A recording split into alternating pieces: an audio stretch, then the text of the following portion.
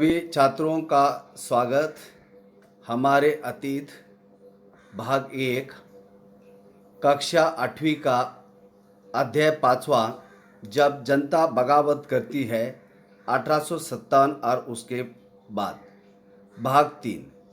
अभी इसके पहले हमने 2 वीडियो देखे, जैसा कि अंग्रेज़ों के जो अलग अलग प्रकार की नीतियाँ, जो गवर्नर जनरलों की नीतियाँ, जैसा कि लॉर्ड वेलेस्ली की सहायक संधि, लॉर्ड डलहौजी की विलय नीति या अन्य शासकों ने जो नीति भारत में शुरू की, उसका नतीजा यह हुआ कि किसान, ज़मींदार, राजे, नवाब और किसान, सैनिक, समाज के हर तबके के लोग उनके ऊपर नाराज़ थे। अभी आप यहाँ देखिए कि जो चित्र है केवलरी का, केवलरी लाइनों के अंदर क्या स्थिति होती है।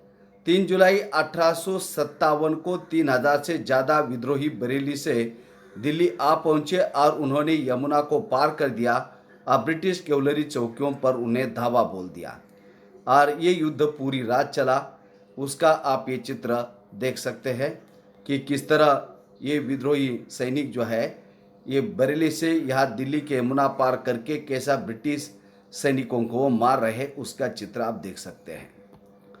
आगे जो है मेरठ से दिल्ली तक 29 मार्च 1857 को युवा सिपाही मंगल पांडे को बराकपुर, अब यह बराकपुर आता है, यह पश्चिम बंगाल में, तो उन्होंने बराकपुर में अपने अफसरों पर हमला करने के आरोप में उनको फांसी पर लटका दिया। तो उनके बारे में हम डिटेल, उनकी एक स्लाइड हमने बनाई है, उसके बारे में हम देखेंगे। और चंद दिन बाद मेरठ में तैनात कुछ सिपाहियों ने कारतूसों के साथ फौजी अभ्यास करने से इनकार कर दिया और ऐसी अफवाहें फैल रही थी कि जिसमें गाय और सुअर की चर्बी, जो 53 इनफील्ड नाम की जो बंदूक ब्रिटिशों ने लाई है और उसको दांत से उसको तोड़ना पड़ता है कारतूसों को, जिसके कारण धार्मिक भावना ये भ्रष्ट हो रही है और यह अफवाह काफ़ी फैली और एक सैनिक रेजिमेंट के लोग दूसरे रेजिमेंट को लिखने लगे। सिपाहियों को लगता था कि उन कारतूसों पर गाय और सुअर की चर्बी का लेप चढ़ाया गया और उसमें 85 सिपाहियों को नौकरी से उन्होंने निकाल दिया जिन्होंने अपने दासीन कारतूसों का इस्तेमाल करने से मना किया था। उन्हें अपने अफसरों का हुक्म न मानने के आरोप में 10-10 साल की सजा सुनाई गई और यह बात है 9 मई 1857 की। आगे आप देखिए जो मंगल पांडे के बारे में, जो 1857 के प्रथम भारतीय स्वतंत्रता संग्राम के इनको अग्रदूत माना जाता है। अभी आप देखिए इनका जन्म 31 जनवरी 1831 नगवा गांव, बलिया जिला, यह उत्तर प्रदेश में आता है और वे सन 1849 में 22 साल की उम्र में ही ब्रिटिश सेना में वह भर्ती हुए। ईस्ट इंडिया कंपनी की जो रियासत और हड़प नीति और अन्य मिशनरियों द्वारा धर्मांतरण आदि नीति के कारण हर सिपाही, हर भारतवासियों के मन में एक नफरत की भावना बढ़ रही थी। अभी उसमें 1857 के प्रथम स्वतंत्रता संग्राम के अग्रदूत उनको माना जाता है और उनके द्वारा भड़काई गई क्रांति की ज्वाला से अंग्रेज शासन पूरी तरह हिल गई। Mangal Pandey British East India Company के अंतर्गत 34वीं बंगाल नेटिव इन्फेंट्री के सिपाही थे, पैदल सेना के। सन 1857 की क्रांति के दौरान मंगल पांडे ने एक ऐसे विद्रोह का जन्म दिया जो जंगल में आग की तरह संपूर्ण उत्तर भारत और देश के दूसरे भागों में भी फैल गई। जैसा कि उनके ईस्ट इंडिया कंपनी की रियासतदारों की जो रियासतों को हड़प करना, ईसाई मिशनरियों को भारत के अंदर उनको प्रचार प्रसार करने के लिए उनको ये देना, सहूलियत देना, और जो हिंदू यदि अपना धर्म छोड़कर ईसाई धर्म स्वीकारता है तो उनके पुरखों की संपत्ति पर उनका अधिकार रहेगा और इसलिए कई सारे लोग धर्मांतर कर रहे थे। धर्मांतर की नीति के कारण या अन्य नीतियों के कारण लोगों के मन में अंग्रेजों की हुकूमत के प्रति गुस्सा और नफरत का भाव पैदा हुआ। जब कंपनी के सेना की बंगाल इकाई में एनफील्ड P-53 राइफल में जो नई कारतूसों का इस्तेमाल करना शुरू हुआ तो मामला बिगड़ गया और इन कारतूसों को बंदूक में डालने से पहले मुंह से खोलना पड़ता था, तोड़ना पड़ता था। और भारतीय सैनिकों के बीच ऐसी खबर फैल गई कि इन कारतूसों को बनाने में गाय और सूअर की चर्बी का लगाई प्रयोग किया जाता है। इससे सैनिकों के मन में काफ़ी घृणा का भाव पैदा हुआ। भारतीय सैनिकों के साथ पहले से भेदभाव आता था। जो ब्रिटिश रेजिमेंट के सैनिक थे उनके लिए अलग और भारतीय सैनिकों के लिए अलग व्यवस्था थी और इसके कारण भी सैनिकों के मन में ब्रिटिश ईस्ट इंडिया कंपनी के अफसर और शासन के प्रति असंतोष की भावना थी।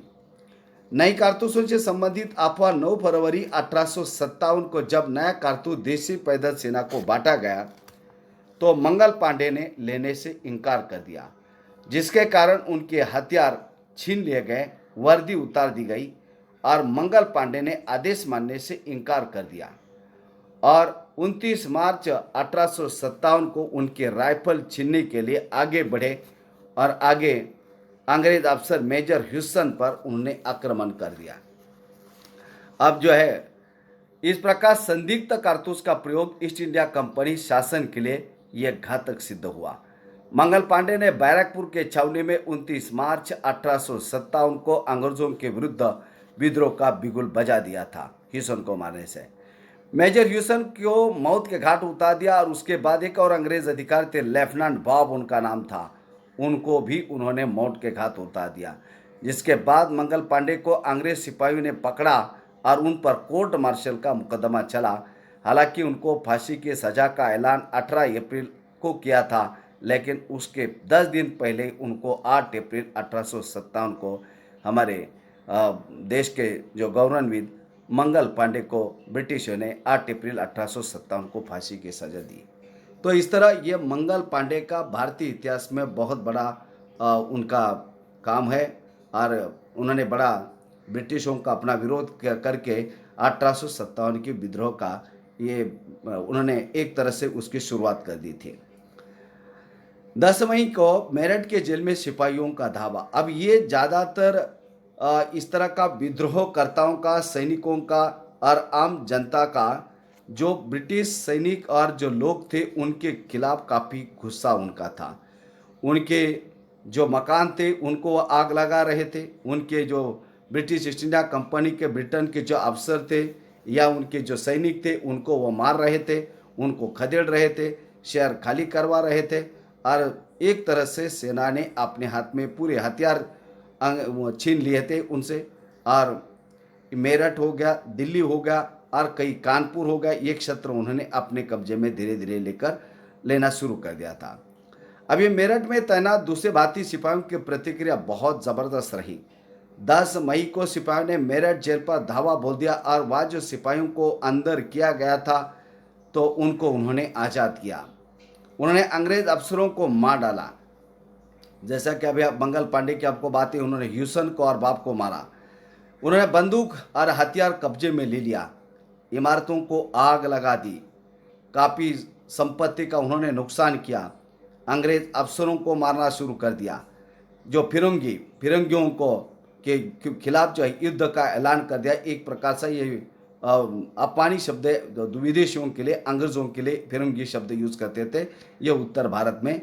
और सिपाही अंग्रेज़ों का शासन खत्म करने पर आमादा थे, तुले थे, क्योंकि उनको ऐसा लग रहा था कि हमारी धार्मिक भावनाओं को भ्रष्ट कर रहे, हमारे वेतन और परदेश गमन और भत्ते ये समय पर नहीं मिल रहे।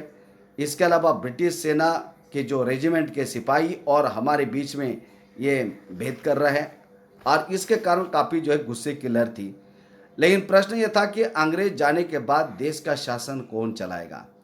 सिपाहियों ने इसका भी हल ढूंढ निकाला और वे मुगल सम्राट बहादुर शाह जफर द्वितीय को देश का शासन सौंपना चाहते थे, क्योंकि उनका काफ़ी रुतबा था।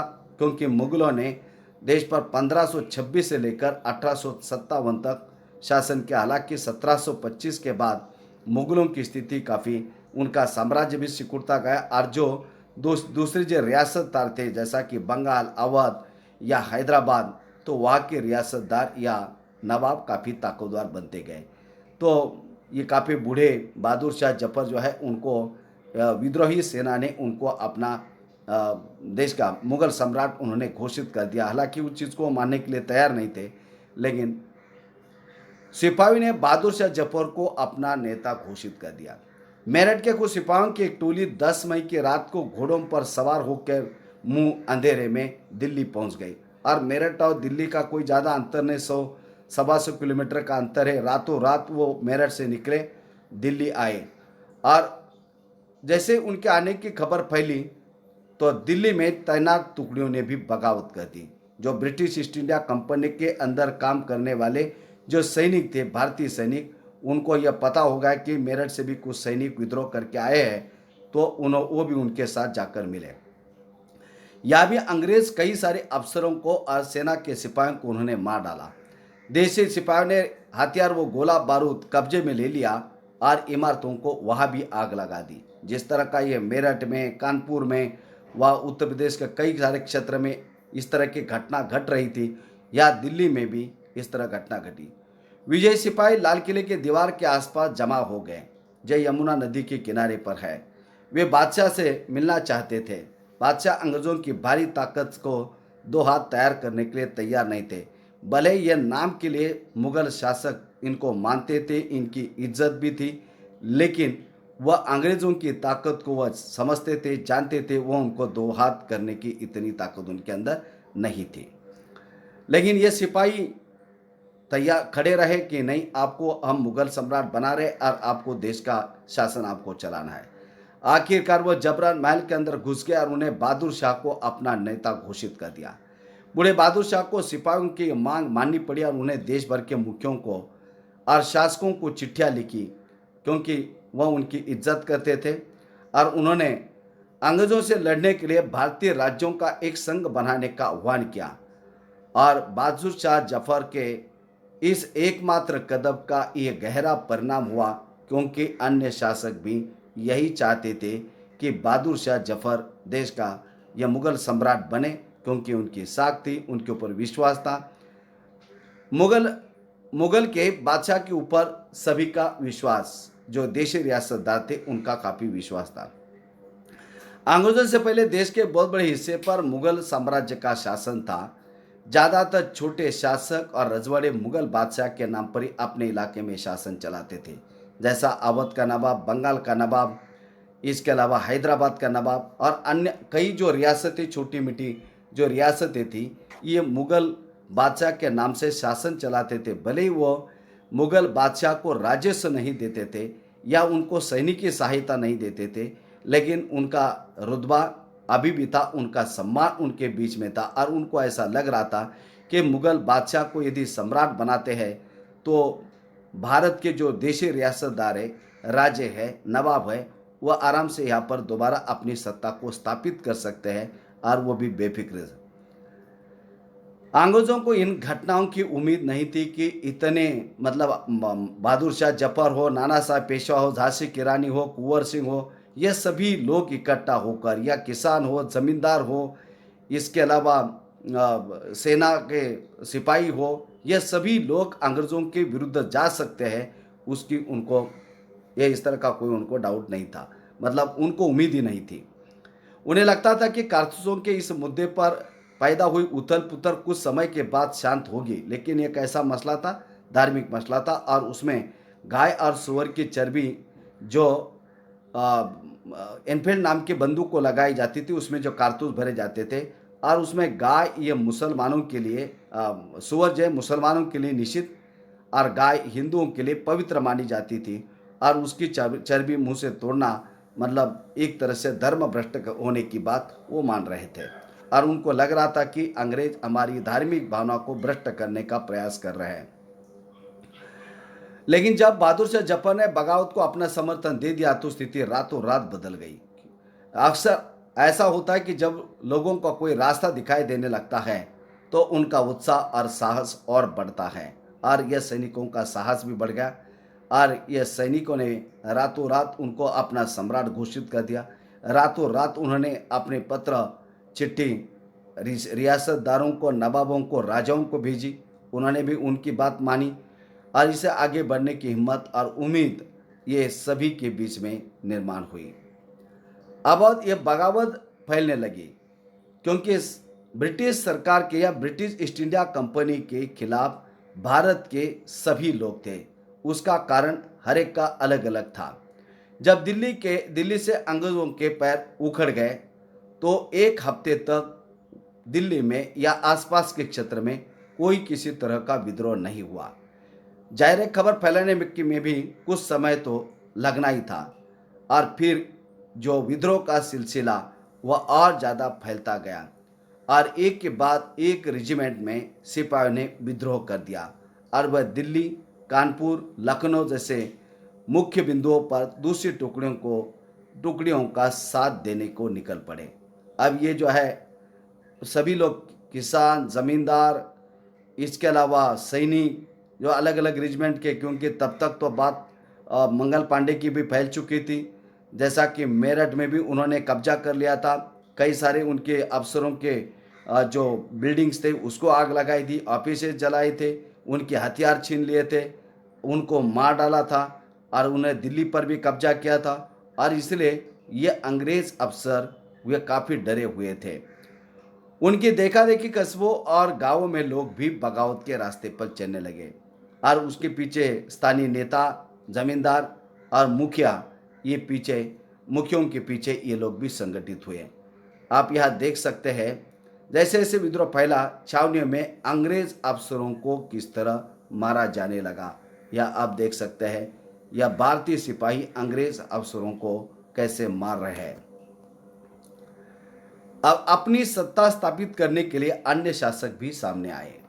जब दिल्ली के तख्त पर मुगल बादशाह को मुगल सम्राट घोषित कर दिया और उन्हें भारतीय संघ बनाने की घोषणा की तो रातों रात देश की तस्वीर बदल गई, क्योंकि देश को एक शासक मिल गया और उसके बाद सैनिकों ने उनको और दूसरे रियासतदारों ने भी उनको साथ देनी शुरू कर दी थी। कई लोग सत्ता स्थापित करने और अंग्रेजों से लोहा लेने को तैयार थे। अब उसके पीछे भी जैसा कि स्वर्गीय पेशवा बाजीराव के दत्तक पुत्र नाना साहब को कानपुर के पास वो रहते थे। उन्होंने सेना को इकट्ठा किया और ब्रिटिश सैनिकों को शहर से, जो कानपुर शहर में ब्रिटिश सेना के सिपाही और अफसर थे, उनको उन्होंने खदेड़ दिया और अपने आप को खुद उन्होंने पेशवा घोषित कर दिया। हालांकि उसके पहले उन्होंने ब्रिटिश सरकार को यह मांग की थी कि जो पेशवा बाजीराव द्वितीय को जो पेंशन मिलती है वह पेंशन उनको दी जाए, लेकिन उन्होंने, जैसा कि डलहौजी ने दत्तक विधान नामंजूर किया था, विलय नीति से उन्होंने उनका भी साम्राज्य अपने अधीन कर लिया था और उन्होंने ऐलान किया कि वह बहादुर शाह जफर के तहत वह कानपुर के गवर्नर है, मतलब उस इलाके के, उनको गवर्नर घोषित कर दिया। जो भी उनका पितृक जो हिस्सा था साम्राज्य का, तो उसके वह गवर्नर है। लखनऊ के गद्दी से हटा दिए गए नवाब वाजिद अली शाह के बेटे बिरजिस कदर को नवाब घोषित कर दिया। मतलब जिनको रियासतें खत्म कर दी थी उन्हें फिर रियासतों को वह नवाब बने, कोई गवर्नर बना और उनका जो शासक मुख्य कौन, मुगल सम्राट बहादुर शाह जफर दूसरे बने। अब यहाँ पर नाना साहब पेशवा, झांसी की रानी, तात्या टोपे, इन्होंने अंग्रेजों को चुनौती किस तरह दी। बिरजिस कद्र ने भी बहादुर शाह जफर को अपना बादशाह मान लिया था। उनकी मां बेगम हजरत महल ने अंग्रेजों के खिलाफ विद्रोह को बढ़ावा देने में उन्होंने भी कोई कसर कमी नहीं छोड़ी। उन्होंने भी बढ़ चढ़ हिस्सा लिया और जब लखनऊ, कानपुर, इसके अलावा बाकी अन्य उत्तर भारत का क्षेत्र, वहाँ के जो नवाब, राजे, इन सभी का समर्थन जब बहादुर शाह जफर को मिला तो उसके बाद उत्साह में कोई कमी नहीं थी और यह अंग्रेज काफ़ी डरे हुए थे। झांसी में रानी लक्ष्मीबाई भी विद्रोह सिपाहियों के साथ जा मिली थी, क्योंकि उनको भी 1854 में उनकी रियासत को अंग्रेजों ने अपने कब्जे में लिया था, क्योंकि उनको अपना खुद का पुत्र नहीं था, उन्होंने दूसरा दत्तक पुत्र दामोदर को लिया था, वो भी मांग उन्होंने नहीं मानी थी और इसलिए झांसी की रानी भी उस विद्रोह में शामिल थी। उन्होंने नाना साहब पेशवा का सेनापति तात्या टोपे के साथ मिलकर अंग्रेजों को भारी चुनौती दी। मध्य प्रदेश के मांडला क्षेत्र में राजगढ़ की राजी अवंतीबाई लोधी ने 4000 सैनिकों की फौज तैयार की और अंग्रेजों के खिलाफ उसका नेतृत्व किया और ब्रिटिश शासन के उनके राज्य के प्रशासन पर उन्होंने नियंत्रण कर लिया था। अब यहाँ पर अवध और अन्य क्षेत्रों के खिलाफ भी बगावत हुई। मतलब उत्तर भारत का ऐसा कोई क्षेत्र नहीं था वहाँ पर अंग्रेज़ों के खिलाफ बगावत नहीं हुई।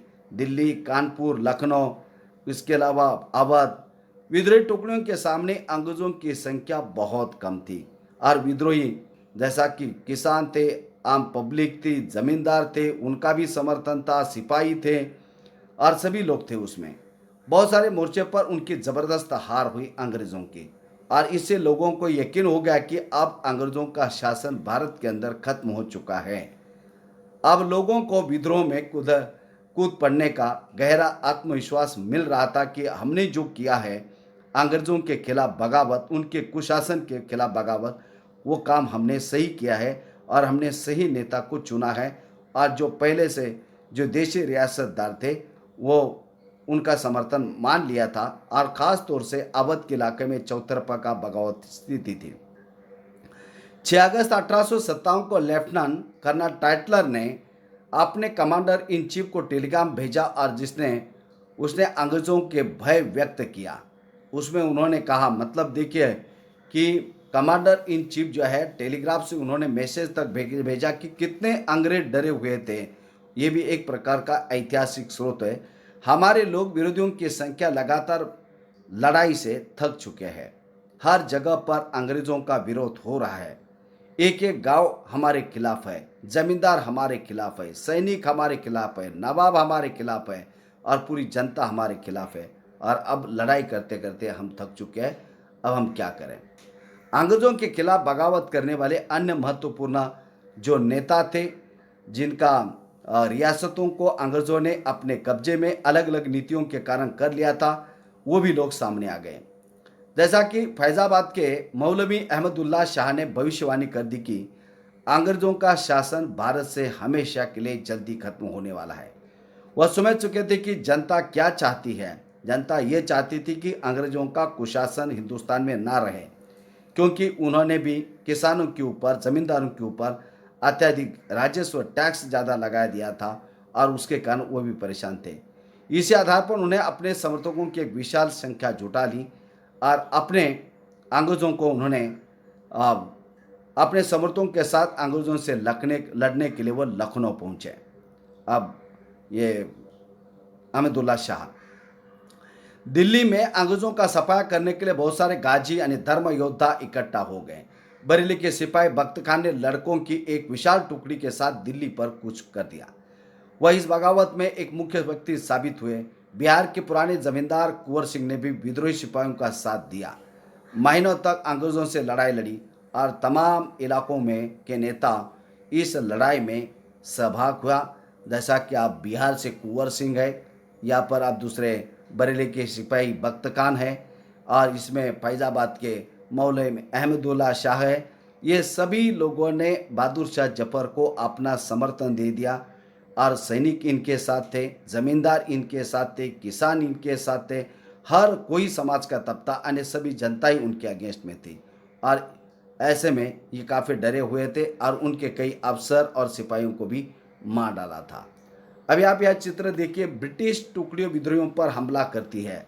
ब्रिटिश टुकड़ियाँ विद्रोहियों पर हमला कर रही है, जिन्होंने दिल्ली के लाल किले दाएं तथा सलीमगढ़ किला बाएं पर उन्होंने कब्जा कर लिया। आप यहाँ देख सकते हैं किस तरह यह यमुना नदी से उन्होंने वहाँ जाकर कैसा उन्होंने कब्जा किया है, उसका आप चित्र देखिएगा।